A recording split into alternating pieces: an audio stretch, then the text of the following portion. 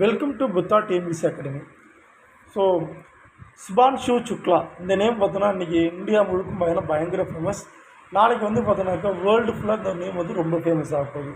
காரணம், ஆக்சிம் மிஷன் 4 திட்டத்தின் கீழே ஐஎஸ்ஏ இன்டர்நேஷ்னல் ஸ்பேஸ் ஸ்டேஷனுக்கு போக போகிறாரு இந்த சுபான்ஷு சுக்லா. அந்த ரொம்ப முக்கியமாக இவர் தான் ககன்யான் திட்டத்தில் 4 பேர் சூஸ் பண்ணியிருந்திருப்பாங்க. 4 பேர்த்தில் ஒருத்தராக இருக்கிறது யாருனாக்க இந்த சுபான்ஷு சுக்லாங்கிற பேர் ஞாபகம் வச்சுக்கோங்க. ஏன்னா அடுத்து வரக்கூடிய ஒவ்வொரு எக்ஸாம்பிளையும் இவரை பற்றி கேட்க நிறைய வாய்ப்புகள் இருக்குது. அடுத்து இந்த 4 பேர் சொன்னோம் இல்லையா, அவங்களோட ஒரு ஹியூமன் ரோபோட்டும் மொத்தம் உள்ளுக்குள்ளே போகுது. அது பேர் என்னென்னு கேட்டிங்கன்னா உங்களுக்கு வயோமித்ரா, ரைட்டுங்களா? ஸோ இஸ்ரோ வந்து பார்த்தோன்னா உங்களுக்கு இந்த வயோமித்ராங்கிற ரோபோவும் பார்த்தோன்னா உங்களுக்கு அது ஹியூமனாய்டு ரோபோன்னு சொல்லுவாங்க இல்லையா, ரோபாட், அதை அனுப்ப போகிறாங்க.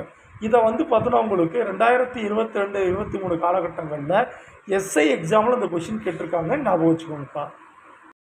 ககன்யான் திட்டத்தின் கீழே 4 பேர் பயணிக்கிறாங்கங்கிற செய்தியை 2024 பிப்ரவரியிலே வந்து நம்மளுடைய பாரத பிரதமர் நரேந்திர மோடி பார்த்தோன்னா உங்களுக்கு டிக்ளேர் பண்ணியிருந்திருப்பாங்க. அந்த 4 பேர் நல்லா ஞாபகம் வச்சுக்கோங்க.